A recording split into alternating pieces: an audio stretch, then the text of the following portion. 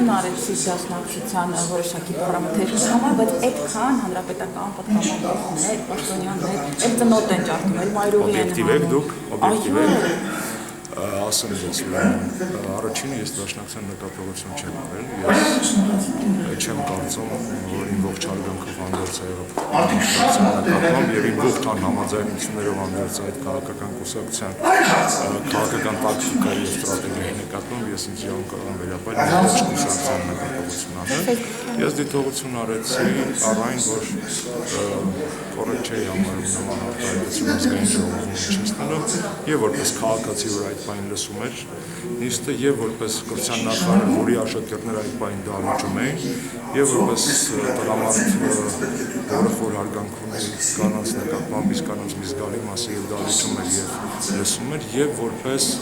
նախկինում պատգամավոր։ Պայթյունը մանգրառում անցանք հաջորդը հայոյանք ազգային ժողովում նման տեսակի հայոյանք ես չգիտեմ շարժության մեջ ես կարծում եմ, եթե դուք դեռ հիշողություն դարեք կհիշեք, որ ի տարբերություն իմ դաշնակցական ընկերների, օրինակ ես եւ Էդուարդ Շարմազանովը ներողություն խնդրեցինք ժամանակին, եթե իրավարանք ենք տեսնում մեր որոշ գործընկերների որոշ արտահայտությունների մեջ հիշեցնեմ այդ հետ կապված։ Հիշեցիք այդ դեպքը, հիշեցիք ոչ ոք դաշնակցությունից նման քայլի այդպես չդիմեց։ Ինչևէ, կարծում եմ երեկվա եւ երեք չառաջուրվա բոլոր լրատվական բարձրաբանումները իրենց տեղ ամեն ինչ դրեցին, վստահ եմ, որ քայլերը չի կամի, որովհետեւ կան տաբուներ, որոնք չի կարելի խախտել։